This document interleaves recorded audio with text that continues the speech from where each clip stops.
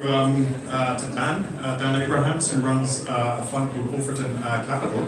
By way of a background, so I receive a lot of emails and telephone calls from people who want to start a fund or just in the process of starting a fund to hear about how I got started.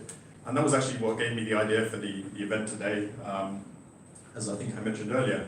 And one of the people who reached out to me, I think was it about 5 years ago, or was that 2014, right? Dan reached out to me, and well, we're going to come in a second to where you were at your life at that point, and came over to Zurich, and we met, and so that's how we got to know each other.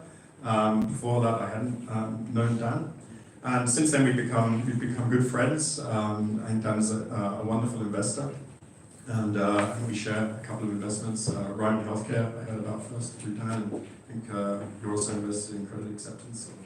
Maybe were, I don't know. So part of my work, I mean, for me it's great to see someone become successful as an independent fund manager doing things the right way. It's of course also great for me to be able to expand my network with thoughtful investors, and when you have a network, I think it's great for people successful. It's much more fun to have people who are thriving as friends as opposed to kind of failed analysts working at a second-rate fund management company as a junior analyst or something. So it's a real pleasure to have Dan here today. So Dan, I'm sure a lot of the people here maybe haven't met you before, so maybe you could just say a few words firstly about Alfreton Capital. So do I need to press something on this?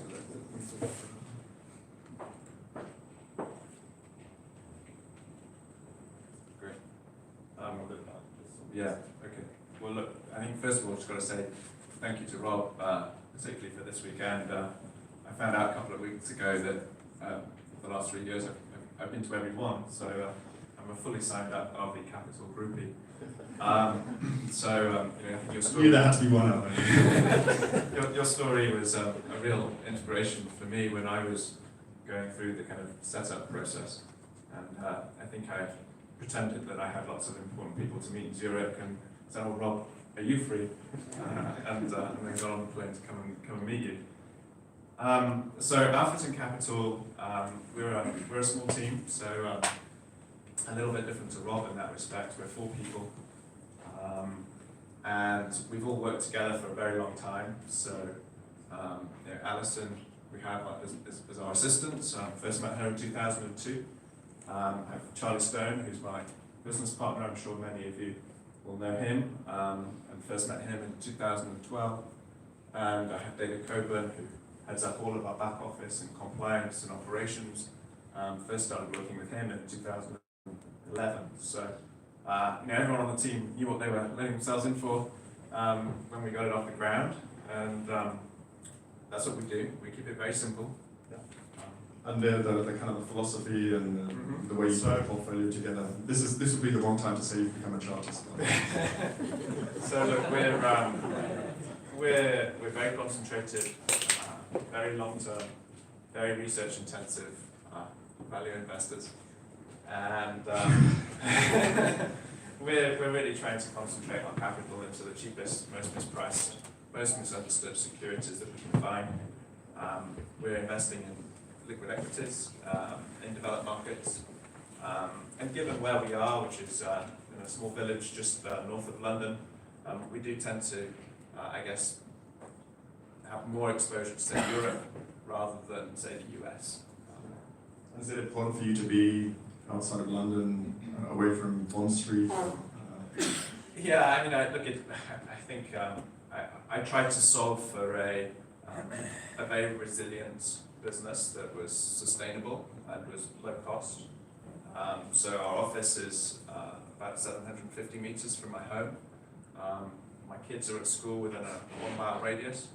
And I think having that balance and that if you need to work the long hours, then it's an entirely sustainable way of doing it.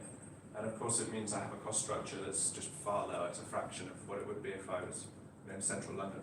Yeah.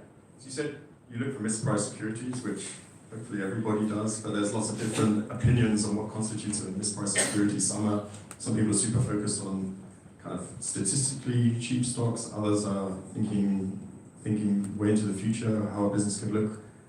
What for you constitutes a mispriced security? Well, look, theoretically, it's the price that you're paying is worth less than you think all of the cash that is going to pay you from now until forever. And so I'm really looking for businesses that have competitive advantages that are growing over time, that are getting more powerful as they grow. And I'm open-minded to what that might look like in terms of a multiple. In fact, I think probably more than half of my portfolio would be reporting probably losses, even though they're cash flow positive businesses. Isn't it amazing that can be the case in the value investing community maybe 5 years ago? Yeah, I mean, I'm not too. To be honest, I'm not too bothered by labels, and maybe people don't call me a value investor, but yeah, I don't mind. Yeah, maybe it's better to be called a successful investor. Yeah. So the question I get most often from emerging managers is kind of how I solve the chicken and egg conundrum that when nobody knows about you, how on earth are you supposed to kind of get capital, and but without capital, how are you supposed to start building a track record so people can kind of get to know you? So that's the question I get asked the most. You heard this morning, it was primarily through Norman that I solved it in my case. But I know you had a slightly different story, so why don't you tell us a little bit about how you managed to get from A to B? So, you know, I started out firstly actually at Arthur Andersen, like Christina, another failed accountant, and then I worked in investment banking, and then I joined a startup fund in 2007. Before that fund had an office or even a fund, and I was a partner in that business, a junior partner. But it was a tremendous learning opportunity for me to see someone else go about building their business from zero. And you know, I sat next to that managing partner for 5 years and watched him go through all of it, and including 2008. And it was just a tremendous opportunity to learn from someone else, about as close as I could get to doing it myself without actually making any decisions or really taking the risk. So that was a really wonderful formative experience, and you know, he was very generous in you know, kind of sharing that experience with me so openly. And you know, I think in probably 2011, 2012, yeah, the strategy of that firm was different to what I do today. And I was an analyst there, I wasn't a decision maker, I had no track record. But as I started to learn lessons and reflect on the investments I'd been making and what worked and what didn't, there was a certain divergence in how I was thinking and what that main fund was doing. So, you know, I resigned from that partnership and had a conversation with them about whether it would be possible to stay on as a consultant and share my research with them. And in return, could they bear the cost of setting up a fund in a very frugal way that I could kind of run on the side and incubate, use their back office and use their facilities, and then one day you know, become wholly independent. And you know, we worked hard at that deal and got that off the ground, and then we launched the fund in 2013. Yeah. And it was quite a surprise though. How it was sprung on you. Or explain what happened after 2013. So well, I'd always had the long-term aspiration to be an independent manager, and I think in fact in 2010 I set up a company to sell research to the firm where I was working and accumulate cash in that vehicle to one day be independent. And we had this deal in 2013 where I committed to stay at the firm for 3 years. And that really suited me because I felt I had a lot to learn still, and actually it was tremendously valuable, I thought, to be under the radar, to not have to meet any investors for 3 years, to not have to think about paying bills for 3 years, and importantly to build out a team and curate a portfolio that was then fully invested. And I thought 3 years was about the right timetable. And in particular Charlie, who I think many of you probably know Charlie, you know, really wonderful guy, and he'd moved continent to come and work on this project with me. I'm not sure how I managed to persuade him to do that, but spending the time working together and learning how each other worked and what our kind of relative strengths were. It was just a really important gestation period. And actually what happened was that that main fund, the partners in that business decided to retire and step back from the industry, and they'd done phenomenally well over the last couple of decades. And so it kind of came to April 2015, and the vehicle had been paying the bills, was no longer paying the bills. And I should mention in 2013, when we got started, we started the fund with just over $937,000. So it wasn't really a viable proposition. And I think by the end of 2014, we were about $2 million. So still very small, and I'd never done an investor meeting, and I still didn't have a track record. So we took the bold decision then to give it a shot, and we got up to about $7 million. And our hand was forced. We went out speaking to investors far sooner than I'd ever planned. And even then, I still focused very much on the portfolio rather than marketing. And we downsized the cost base, and basically took costs down to almost zero. And we ended up with a break-even number of about $10 million in AUM. I'm sure it was very stressful for you at the time, having this sort of forced upon you. A few years before, you were kind of probably economically in a position to do it, but in hindsight, what an opportunity. I'm sure that's the kind of problem a lot of people here would love to have, being forced to do a fund. So, I think in 2011-12, when I'd been thinking about this, that was obviously there was a tremendous opportunity in this arrangement I had, but there were obviously risks associated with it. So I spent a year meeting different service providers. I spoke to at least 60 either emerging managers or people who have tried to launch a fund and failed, or people who had worked with them, to really try and learn what had happened in their businesses and why hadn't they succeeded, or why had they. And I wrote a very detailed business plan in 2012, or maybe it was called a contingency plan.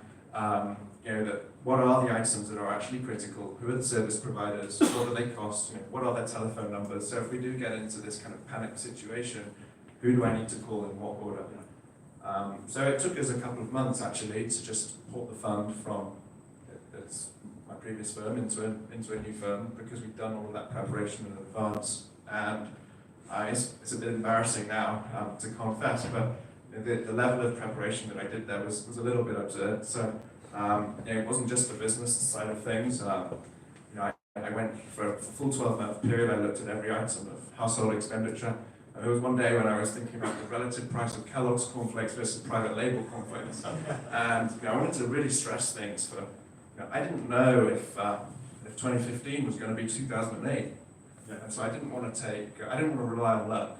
It just had to be belts and braces. I was renting out car parking spaces on the front drive of our home because we were close to the train station.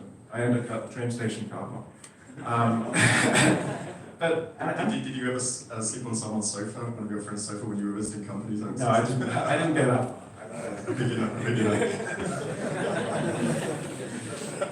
Actually, I still sleep on people's sofas. Look, the reality was I didn't. The saving from private label cornflakes obviously never moved the needle, but it was more about having that mental framework of resilience and toughness. And I think that helps in a crisis as well. If you go the opposite route, which a lot of managers do, of having fancy offices and New Bond Street and lots of staff and traders and stuff, then you're probably going to feel very nervous in that situation where AUM is still at a very low level. I think a really important point to make there is one of my lessons from the 2008 experience was the best time to be buying stocks. Actually, you can be so distracted by an onerous cost base or by an investor base that is not aligned with the way that you invest. So you're having to field calls from your investors, why are you down 10, 20, or whatever it might be. And so, rather than focusing in those early days on marketing or actually on the portfolio, the thing I focused on most was setting up an organization that was structurally well positioned to compete, and was incredibly well aligned for the long run. Because those are the variables that are so hard to change once you put them in place. Whereas the portfolio, I mean, you can change it in a day, especially when it's $937,000. So getting those long-term structural things right and being incredibly stubborn about the long run, but being very open-minded about the short run, I think was a business approach that served us really well. Yeah. I think it's incredibly smart of you to kind of develop things that way. What I always emphasize to young managers is you have to get the structure right on day one, because, like you say, other things can be changed later, but that can't. So talk a little bit about marketing though, because you were at 7 million AUM, you had a break-even point of 10 million, so clearly you don't want to be marketing. On the other hand, you're fighting for survival. So how do you kind of solve that conundrum? So, I mean, we had to go out and speak to people, and I'd say we still didn't kind of push the metal to the floor on it. I think in 6 years I've done 3 marketing trips, so I mean, I'm probably not the best person to speak about marketing. I didn't have a CRM system or anything, and that's it's going to be challenging, and I think that's why it's so important to have a cost base. I have no track record either. A cost base that means that you could carry on indefinitely, and the difference between 7 and 10. Fine, I was burning a little bit, but actually, that's another important point.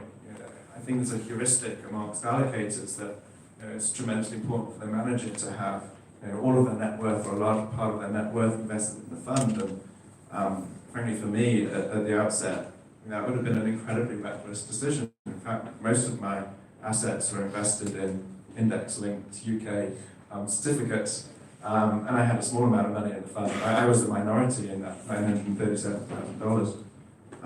And that's because I never wanted to have to give up that kind of long-term aspiration because of short-term liquidity or solvency needs. And over time, I've increased my investment in the fund.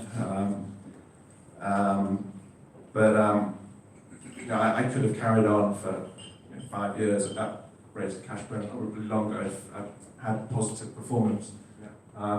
So I wanted to take that off the table. Yeah, I made the exact same calculation at the time, how many years runway I got without things taking off. So scooting forward to today, where the situation is a much happier one, AUM solidly above 100 million pounds, I think. And I'm sure you're now in a situation where you don't have to worry too much about where customers are going to come from, and perhaps the kind of tables are turned now, and there's more people who would like to invest, and or you can at least be a little bit more choosy. So how do you think about which partners you want in the fund today? Well, maybe we had an over-optimistic or false sense of self-belief, but even in those very early days, we were incredibly choosy about who we took as investors. And I think we were at $2 million, and someone offered us a seed deal with 30 million in assets, and said, well, no, and they looked at us like we were absolutely crazy. And I think having the right investors on board is just tremendously important. And the variable that we've most focused on is the duration of capital. We're very fortunate to have very long duration capital in the fund, and aside from legal protections and those types of things, it's an investor base that's very philosophically aligned with how we invest, which is a very long-term approach. I think that's so important. I think at the margin, there are some other variables we thought very carefully about. So, because I wanted a very low-cost structure and a very simple structure with minimum distractions, we had a strong preference for investors that were not US taxable, for investors that didn't require us to have a managed account, because in the jurisdiction that we're in, the compliance burden is actually more onerous when you have a managed account. And there are some conflicts of interest that also arise when you have investors that have very significant direct equity portfolios of our own, and there are some mitigating circumstances there, but in the early days we avoided that as well. Yeah, it must have taken incredible fortitude. I mean, seen from today's perspective, probably every day you wake up, the first thought is, thank God I didn't take seed money and give away half the economics of the fund or whatever. But I can imagine in the earlier days, and perhaps some of the younger managers here, that could feel very tempting to maybe give up 50% of the fund's economics and take a ticket which allows you to kind of pay the bills and that kind of stuff. Yeah, I think one lesson from all of those people that I've met in 2012, 13 who had succeeded or failed at doing this, the natural conflict of interest that goes with, I think, a seed deal, where you have this passive shareholder that is extracting value off all of your other clients' fees. There's a natural misalignment there where they want you to grow assets as quickly as possible. I met a lot of people that raised a lot of assets very quickly, and 5 years later we're out of business. I think the median fund does go out of business within 5 years. And I think the one consolation that I used to tell myself is, if you're going out there trying to raise a fund and you don't raise any money, the one thing that's definitely worse than that is going out and raising a lot of money from some very noble institutions and then losing it for them. So, even if I didn't raise anything, I felt I wasn't the worst. Yeah. So, about 6 months ago, I wrote a memo for the 10-year anniversary of the Business Owner Fund, and I wrote in there about what my aha moment was when I kind of discovered value investing. So I want to ask you that question to you, what your aha moment is. I want to give you 30 seconds to consider your answer, because I wrote in that memo that my aha moment was when my good friend Vida Cowboy came bouncing into the office one day with a copy of Ben Graham's Intelligent Investor. And I'm happy, I'm hoping he's not on the slopes now, but Vida's here today. Vida, are you around? There he is. So big round of applause for Vida.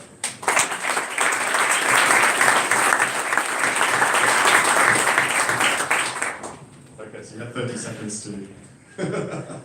Maybe you didn't have one, I don't know. But, was there a moment which you had the penny dropped? Or? Your question did remind me of a very other important point, that actually this weekend is my 10th wedding anniversary. So our 10th anniversary. A round of applause for that.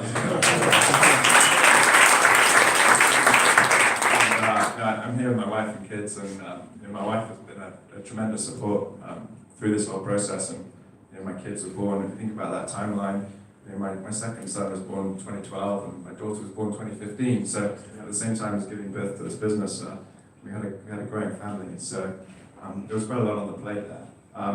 It's actually funny how often that's the case.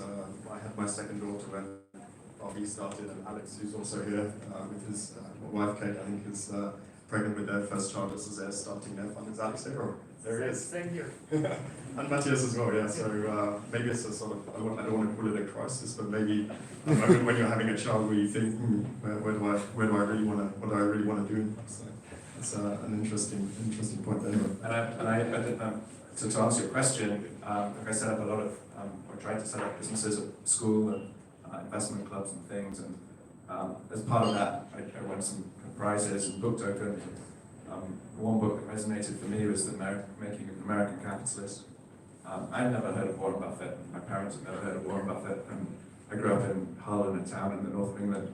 I don't think anyone there had heard of Warren Buffett. So it did prompt me to write a letter to Warren Buffett when I was 17, asking for work experience. I thought it sounded like an interesting chat. But 20 years later, he obviously gets a lot of mail because he hasn't replied yet. So he didn't answer the door when no one rang. He didn't accept your. Does this guy ever make right decisions? Yeah, still waiting. So was there an aha moment, or? I mean, that was a very important moment for me, and I just helped cement me going into kind of economics and finance, and then I had a bit of a deviation. When I guess 2007, that fund was event driven, long short equity and credit, very kind of more conventional hedge fund, and that's kind of where that divergence started to happen in 2012, 13. Yeah. So obviously a lot of emerging managers here, I'm sure lots who will watch it over the coming months on YouTube. So is there any advice you would have for them on, maybe, if they're in a position where you were sort of 5 or 6 years ago, what you would advise them to do, or the obvious pitfalls to avoid? No, I had some red lines. I think alignment of incentives, alignment of interests with you and your partners and investment your clients, your service providers, your team is super important. And we've worked incredibly hard at that. And I think that's it's absolutely critical for the long run. I think having a clear understanding of what's important and what's not, so keeping the business as simple as possible, as low cost as possible, not necessarily because you have to, but because doing so really maximizes your flexibility and minimizes distraction and helps you be choosy even when it might optically look like you're not in a position to be so. And I think maybe a third point that goes to this alignment of incentives would be just thinking about adverse selection. And it's very easy to say structure terms or contracts that are so one-sided that only an idiot would sign up to them. So if you go down that route, I'd be surprised if you end up with people that are idiots.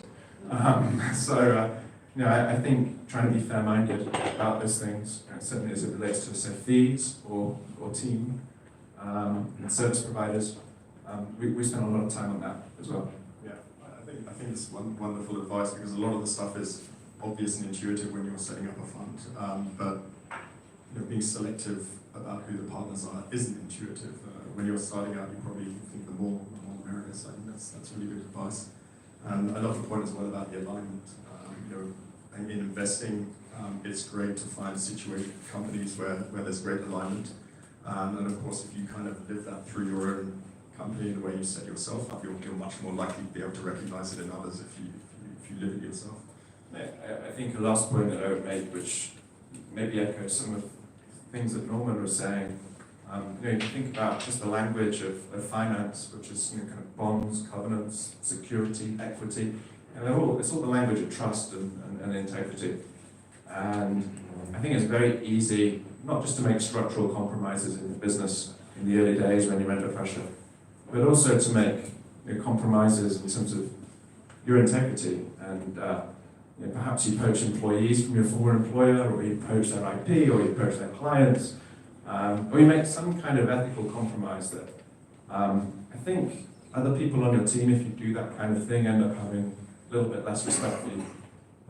So being as straightforward as possible and being honest, I think, is absolutely key.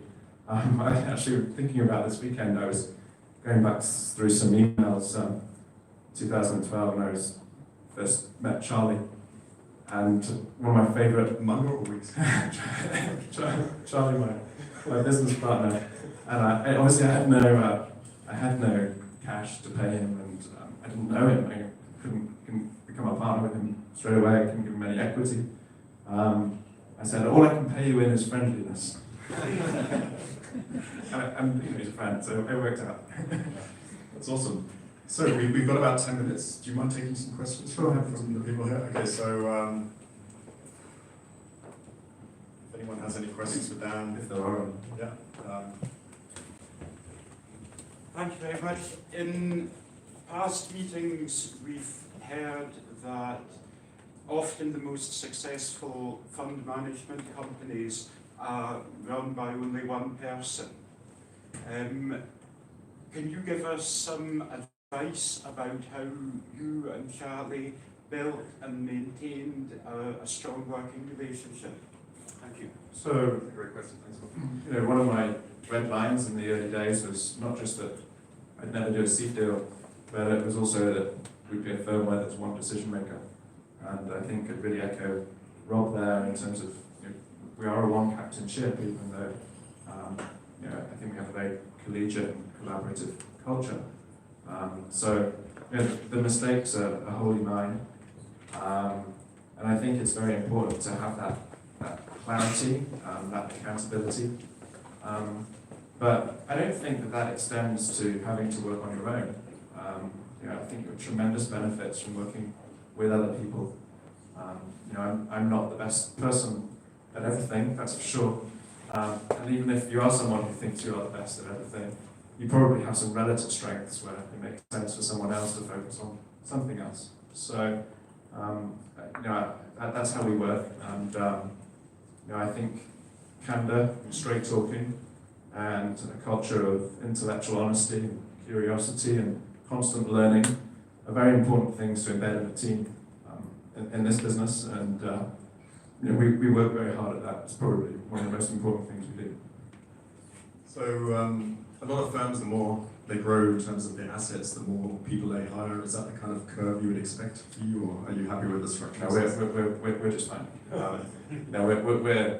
It's an important point actually, because you need to have, I think, there needs to be a coherence between your business strategy and your investment strategy as an investment management firm. I think one reason why I own these very long duration businesses that I can own for many years with low turnover, rather than lower quality businesses where you're relying on a price to book reversion. In that latter strategy, you need a rich pipeline of far more ideas. You probably can't take such large positions, and liquidity becomes a constraint far earlier. So you need more ideas, you need more analysts, you then end up with perhaps less conviction because you're not doing your own research.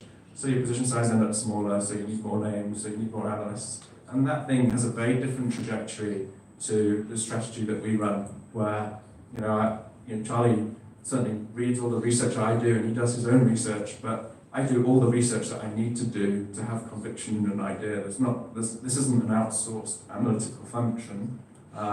It's having a sparring partner that is almost replicating what I'm doing, and we debate it as fully informed people. And actually adding more people into that dynamic could have adverse consequences as well as positive ones. Yeah, very cool. Yeah. Who'd like to ask the next question?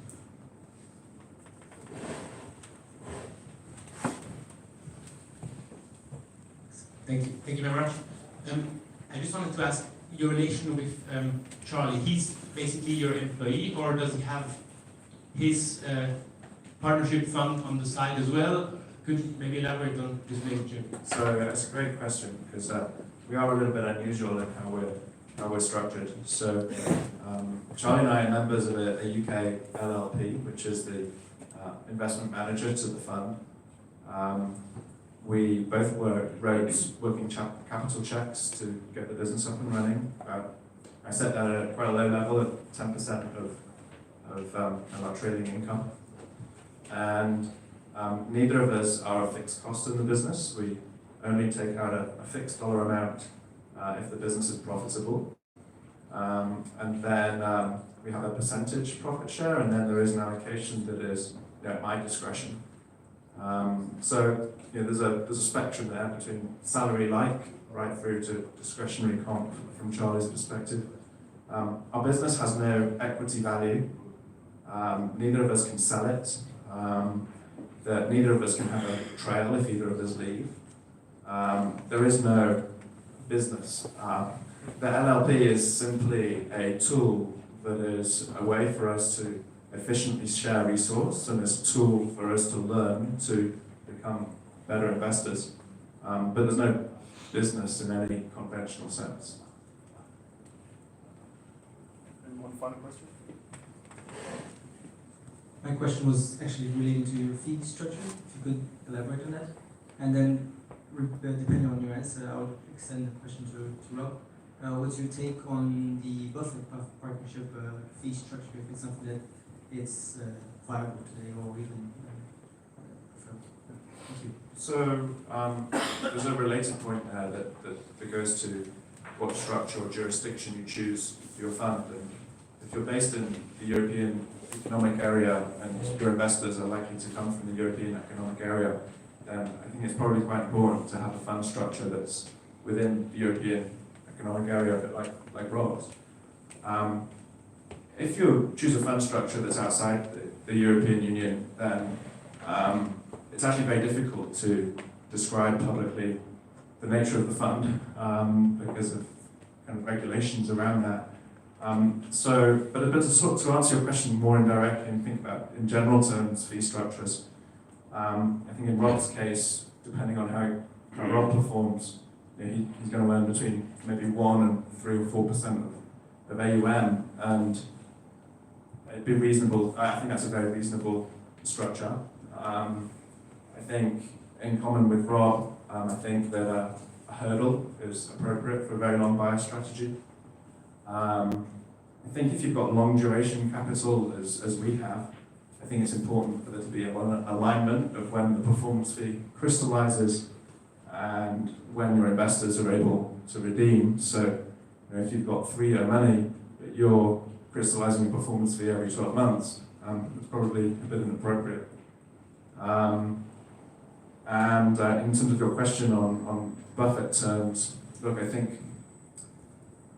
don't think 0 management fee terms are appropriate for an emerging manager.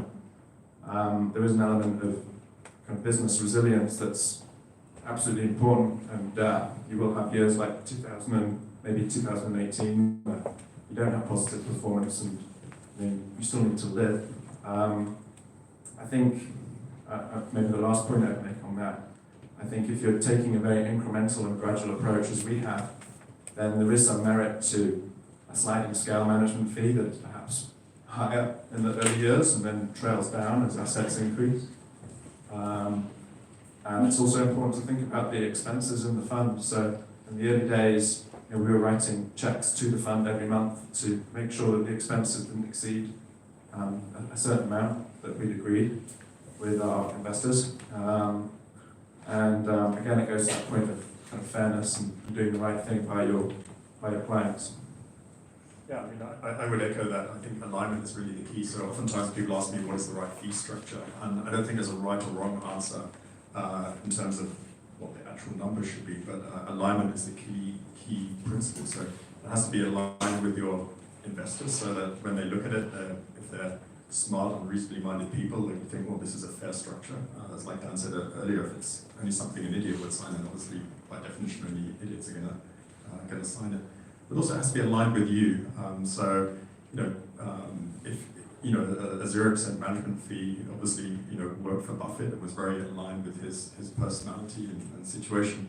But the markets could theoretically, they could spend a very long time in the doldrums. And for me personally, I'm not sure I would have slept as well and invested as well if, especially in the early days, there'd be 0% management fees. So, I think the key message is alignment with the type of investors you're looking for, but also alignment with your own sort of situation.